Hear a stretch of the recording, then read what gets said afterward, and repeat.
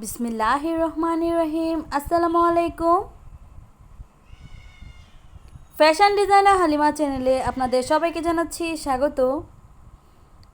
কাছে এবং দূরে, দেশ এবং দেশের বাইরে থেকে যারা আজকে আমার ভিডিও দেখছেন, আশা করছি আল্লাহ তাআলার অসীম রহমতে আপনারা ভালো আছেন। আলহামদুলিল্লাহ, আমি এবং আমার পরিবার সবাই ভালো আছি। আজকে একটি লেয়ার ফ্রক আপনাদের সাথে শেয়ার করতে যাচ্ছি। আজকে এই লেয়ার ফ্রকটি তৈরি করেছি খুব ইজি প্রসেসে, যে কোনো বয়সী বাচ্চাদের জন্য তৈরি করতে পারেন। আজকের ভিডিওতে ডিটেলসে সব কিছুই জানানো হয়েছে এবং আপনার যদি কোনো কিছু বুঝতে অসুবিধা হয়ে থাকে সেটা আমাকে কমেন্ট বক্সে জানিয়ে দিবেন। আমি আপনাদেরকে আনসার দেওয়ার চেষ্টা করি সব সময়। এখানে আমি একটি কাপড় নিয়েছি, কাপড়টার ভাঁজটা আমি প্রথমে 2 ভাঁজ করে নিয়েছি, তারপর এখানে আমি এখন 4 ভাঁজ করে নিব। তো এখানে আমি বডির মেজারমেন্ট অনুযায়ী আগে কাপড়টাকে মেপে নিব। তো কাপড়টা যেহেতু ওয়েস্ট না হয় বা নষ্ট না হয় সেক্ষেত্রে ধ্যান রাখবো। এখানে 5.5 ইঞ্চি নিব, আমাদের বডির যে ফিক্সড মেজারমেন্ট সেটা। তো এখানে লং নিচ্ছি আমি 9.5 ইঞ্চি, গলার জন্য নিচ্ছি 1.5 ইঞ্চি, আর গলার যে লংটা সেটা নিচ্ছি আমরা এখানে 4 ইঞ্চি, কাঁধের জন্য নিচ্ছে আমরা এখানে 3 ইঞ্চি, হাতার মোহরার জন্য নিচ্ছে আমরা 5 ইঞ্চি,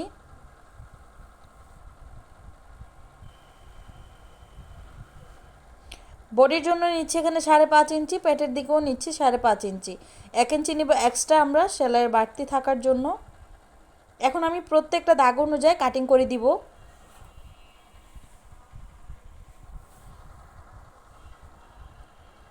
আমি যেহেতু গলা এখানে বক্স গলা ব্যবহার করব, সামনে এবং পিছনে আমি সেম মাপেরই গলা ব্যবহার করছি।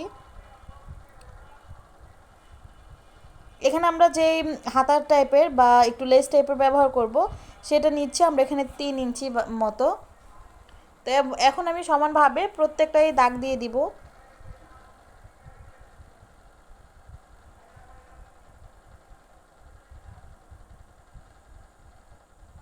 সামনে এবং পিছনে কিন্তু আমাদের দাগ দেওয়া কমপ্লিট হয়ে গিয়েছে। এখন আমরা যে বেল্ট তারপর কুচি দিয়ে যে রেফেল কুচি দিব সেগুলোর জন্য মাপ মেজারমেন্ট করে নিব।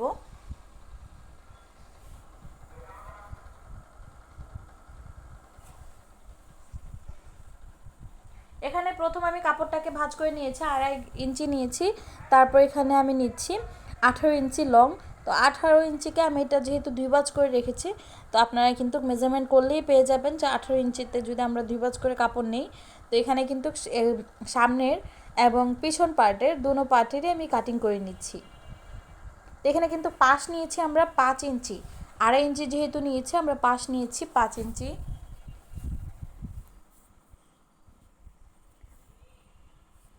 এটা কাটিং করা কিন্তু একদমই সহজ, আমরা উপর থেকে এভাবে ধরে একদম কর্নার পর্যন্ত মিলিয়ে দিব। এটা কোনো মেজারমেন্ট নেই। তো এভাবে কিন্তু আপনি অবশ্যই সেলাই করে দেখবেন বা দেখবেন যে আমার ডিজাইনটা অসাধারণ হয়। একবার এই ড্রেসটি যদি তৈরি করেন আপনাকে বাসার লোকরা জিজ্ঞাসা করবে যে এই ড্রেসটি কি তুমি কিনে এনেছো, কত টাকা দাম পড়েছে, এই প্রশ্নই আপনাকে করবে।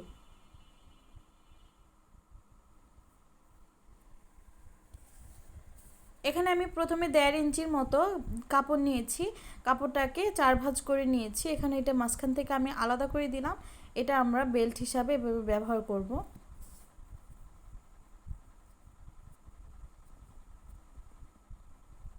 এখন আমরা নিচের যে লেয়ারটা সেটা কাটিং করব। তো লেয়ার কাটিং করার জন্য আমাদের যেহেতু নিচে একটি আলগা একটি লেয়ার লাগবে, তো সেই জন্য এখানে প্রথমে 4 ভাঁজ করে নিয়েছি কাপড়টাকে। তো আমি যেহেতু আজকে যে বাচ্চার জামার লংটা সেটা নিব আমরা 22 থেকে 20 ইঞ্চি, তো আমরা 20 ইঞ্চি নিব যেহেতু, তো এক্ষেত্রে কিন্তু আমাদের নিচের লেয়ারটা একটু কম দিতে হবে। প্রথমে আপনাদেরকে দেখিয়ে দিচ্ছি, এটা আপনি যদি 22 ইঞ্চি নেন এক্ষেত্রে আপনার যে 4.5 বছর বাচ্চাকে আপনি পড়াতে পারবেন। আর যদি 18 ইঞ্চি নেন তো সেই ক্ষেত্রে কিন্তু আরও ইজিভাবে বাচ্চাটাকে পড়াতে আপনার ক্যারি করতে ইজি হবে। আমাদের কিন্তু লেয়ারটা লাগানোর পর এভাবে পড়বে, তো সেই জন্য আমি আরেকটু উপরে কাটিংটা করব।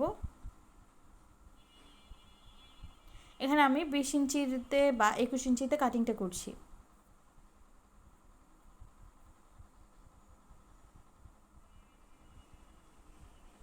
আমি নিচের যে থাক লেয়ারটা সেটা আমরা 3 থাক ব্যবহার করব। আপনি চাইলে কিন্তু এর থেকে বেশিও ব্যবহার করতে পারেন। উপরে আমি 1/2 ইঞ্চির মতো রেখে আর নিচে আমি এভাবে প্রত্যেকটা 4 ইঞ্চি করে দাগ দিয়ে নিচ্ছি। এক্ষেত্রে আমার লেয়ারগুলো জয়েনিং করতে খুব ইজি হবে।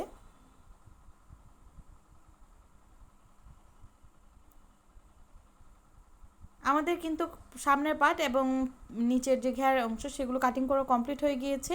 এখন শুধু আমরা লেয়ারগুলো কাটিং করব।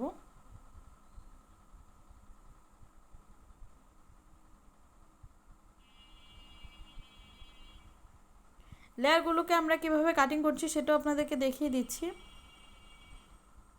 লেয়ারগুলোতে আমরা মেজারমেন্ট নিচ্ছি 5 ইঞ্চি, যেহেতু আমরা নিচে ঘের অংশতে দিয়েছি 4 ইঞ্চি, আমাদের নিচে কিন্তু একটু একটু করে ভাঙা পড়ে সেলাই যাবে। সেক্ষেত্রে আমি এখানে 5 ইঞ্চির মতো লেয়ার নিচ্ছি। এখানে 3টা লেয়ার হবে, তো সেই জন্য আমি এখানে 3টা লেয়ারই কাটিং করে নিয়েছি। দাগ দিয়ে নেওয়া হয়ে গিয়েছে, এখন কাটিং করে নিলাম।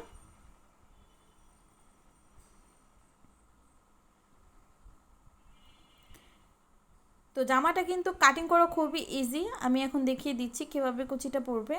অবশ্যই একটু মনোযোগ সহকারে দেখবেন। আমরা কিন্তু কীভাবে কুচিটা প্রত্যেকটা ইয়েতে ব্যবহার করব, লেয়ারে।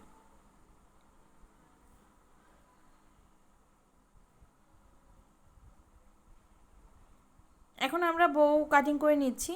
তো বউ নর্মালি আমরা 4 ভাঁজ করে কাপড়টা কাটিং করি। তো এখানে আমি 4 ইঞ্চির মতো পাশ রেখেছি। এখন এটাকে এভাবে ভাঁজ দিয়ে আমরা চারো সাইড দিয়ে সেলাই করে এভাবে বটে নিলেই কিন্তু আমাদের বউ তৈরি হয়ে যাবে। এখানে এক কালার কাপড়, যেহেতু আমি উপর থেকে একটু বউটা ডিজাইন করার জন্য এখানে আরেকটি কালার কাপড় দিয়ে এভাবে ডিজাইনটা করব। সেলানোর পর আপনারা তো অবশ্যই দেখতে পারবেন। তো প্রথমে আমি হাতার অংশটা বা যে মাঝখান থেকে ডিজাইনটা করব, তো সেই ডিজাইনটা করার জন্য এখানে হাতার যে অংশগুলো সেগুলোকে আমি ডিজাইন করে নিচ্ছি বা সেলাই করে নিচ্ছি। তো একটা সেলাই করার পর আমি আরেকটি সেলাই দিয়ে দিচ্ছি। সেম প্রসেসে আমি আরেকটি যে জামার ডিজাইন করার জন্য কাপড়টা কেটেছি সেটা কিন্তু আমি সেমভাবে করে নিব। তো এখন যে সেলাই করার বাড়তি সাইডটা আমরা যেটা সেলাই করে নিই, সেই সাইডটাতে আমরা কিন্তু এক সাইড দিয়ে হাত দিয়ে আরেক সাইড দিয়ে একটি স্ক্রু ড্রাইভার দিয়ে সুন্দর করে কুচি দিয়ে দিচ্ছি। এখানে অবশ্যই খেয়াল রাখতে হবে একদম ছোটও না একদম বড়ও না, মিডিয়াম সাইজের কুচি দিতে হবে। তো আমাদের কুচিটা যেহেতু দেওয়া কমপ্লিট, আমরা যে 1.5 ইঞ্চি কাপড় কেটে রেখেছিলাম সেটাকে আমরা এভাবে ভাঁজ করে দুই সাইড থেকে সমানভাবে কাপড় রেখে আমরা মাঝখানে কিন্তু এই সেলাইয়ের কুচির অংশটা আমরা ভিতরের দিকে নিয়ে কিন্তু উপর থেকে একটা সেলাই দিয়ে দিচ্ছি। এটা কিন্তু আমাদের হাতারও কাজ করবে এবং সামনের যে বডির অংশতে ডিজাইনটা একদম ফুটিয়ে তোলার জন্য কিন্তু অনেক সুন্দর কাজ করবে।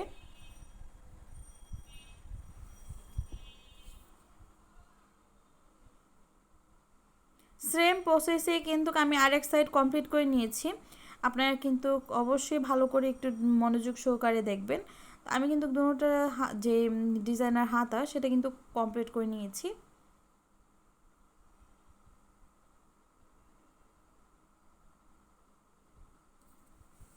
তো গলার পট্টিগুলোকে আমি সাইড দিয়ে সেলাই করে নিয়েছি। এখন গলার সাথে অ্যাটাচড করে নিব। কর্নার দিয়ে ছোট ছোট করে দুইটা কাট করে নিয়েছি। তারপর এটার উপর দিয়ে আমি আরেকটা সেলাই দিয়ে দিচ্ছি। অবশ্যই এটা আমরা যে পট্টিটা কেটেছি সেটার উপর দিয়ে সেলাইটা দিব। তারপর এটা আমরা উল্টো সাইডে একদম ফিক্সডভাবে সেলাই করে নিচ্ছি। তারপর আমরা কাঁধের অংশগুলোকে জয়েনিং করে নিচ্ছি। কাঁধের অংশগুলো আমাদের জয়েনিং করা কমপ্লিট হয়ে গিয়েছে। এখন আমরা হাতার যে আরমোল সেটাকে চিকন করে একদম সেলাই করে নিব। তো সেলাই করার পর আমরা মাঝখান থেকে 3 ইঞ্চির মতো যে কাপড়গুলো দাগ দিয়ে রেখেছিলাম, তো তার উপর দিয়ে কিন্তু একটি করে সেলাই দিয়ে দিচ্ছি। সেমভাবে আমি আরেকটি সাইডও সেমভাবে সেলাই করে নিয়েছি।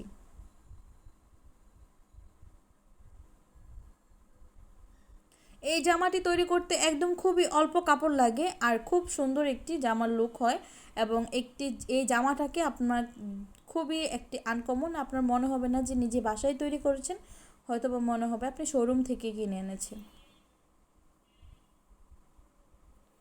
আমি কিন্তু দেখতে দেখতে বউটাও কিন্তু চারো সাইড দিয়ে সেলাই করে মাঝখান থেকে এভাবে কুচি তুলে নিয়েছি। তারপর নিডলের সাহায্যে এভাবে সেলাই করে নিয়েছি। অবশ্যই চাইলে আপনার হাত সুই দিয়েও সেলাইটা করতে পারেন। এখন এক কালার একটি কাপড় নিয়েছি, এটা এখন আমি সুন্দর করে মাঝখান থেকে এভাবে ধরে আবার পিছন সাইড দিয়ে একটি সেলাই করে নিচ্ছি।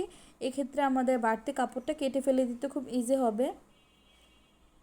তো তো আমি কিন্তু কীভাবে সেমভাবে দুইটা বউ সেলাই করে নিয়েছি।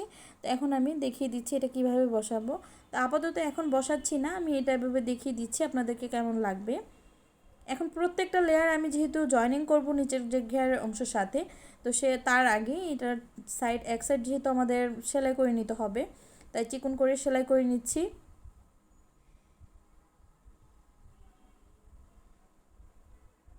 চিকন করে সেলাই করে নেওয়ার পর আমি সেম প্রসেসেই কিন্তু কুচিগুলো দিয়ে দিচ্ছি।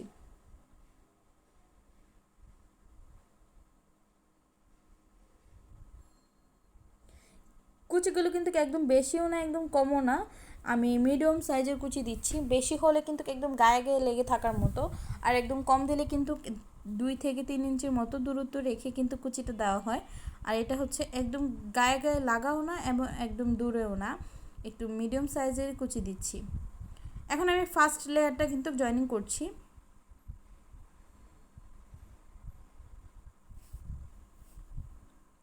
তো প্রথম লেয়ারটা কিন্তু আমাদের জয়েনিং করা হয়ে গিয়েছে, এখন আমরা সেকেন্ড লেয়ারটা জয়েনিং করব।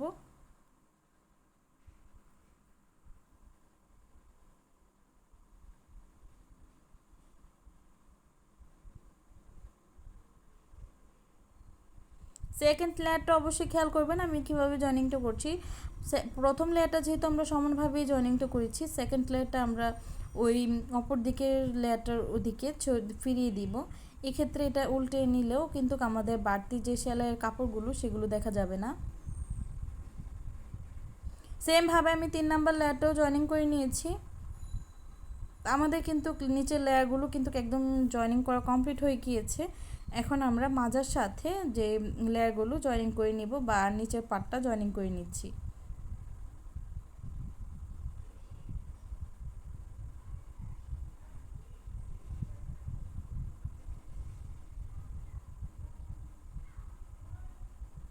সেমভাবে আমি আরেক সাইডও কিন্তু জয়েনিং করে নিচ্ছি।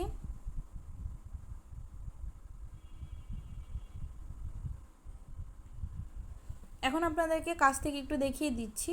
সেলাই করার আগে আমরা একটু বাড়তি কাপড় নিয়েছি 1 ইঞ্চির মতো, এখানে নেভি ব্লু কালার, যেহেতু আমরা সামনে এবং পিছনে যেহেতু সেম ডিজাইন রেখেছি, যত সামনের ডিজাইনটি একটু আনকমন লাগে সেক্ষেত্রে আমি 1 ইঞ্চির মতো কাপড় এভাবে রেখে সেলাই করে নিয়েছি। তারপর এটাকে ভাঁজ করে এভাবে আমরা যে প্রথম লেয়ারটার উপরে পিন আপ করে দিব বা সেলাই করে আটকে দিচ্ছি। এক্ষেত্রে এখানে যে 2টা বউ লাগাবো এই ফুটে একদম আনকমন হয়ে থাকবে। এখন 2টা বউ আমি হাত সুই দিয়ে বা এখন মেশিনের দ্বারাতে আমি এটাকে জয়েনিং করে নিব।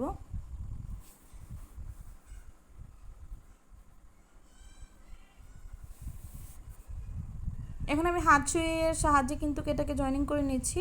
আপনারা চাইলে কিন্তু এটা চারো কর্নার দিয়ে মেশিনের সাহায্যে জয়েনিং করতে পারেন। আর মেশিনের সাহায্যে কিন্তু জয়েনিং করলে কর্নারগুলো বা আমরা যেহেতু নিচে এবং উপরে দুনো সাইডেই কিন্তু কুচি দেওয়া কাজ করেছি, এক্ষেত্রে কিন্তু একটু বাজে লাগতো। তো সেই কারণে আমি এখানে হাত সুইয়ের দ্বারাতেই কিন্তু সেলাই করে নিয়েছি। সেমভাবে আমি অপর দিকের যে বউটা সেটাও সেলাই করে নিব।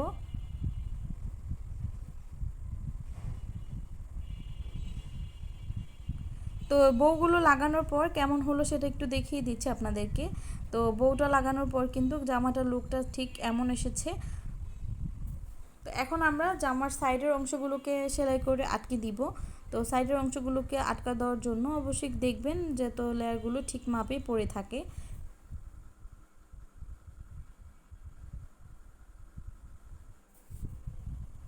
দেখতে দেখতে কিন্তু আমি ভিডিও লাস্ট পর্যায়ে চলে এসেছি।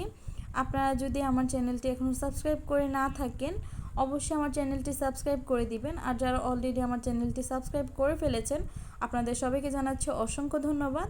আর ভিডিওটি ভালো লেগে থাকলে লাইক দিতে ভুলবেন না। আজকের মতো এখানেই বিদায় নেব। আল্লাহ হাফেজ।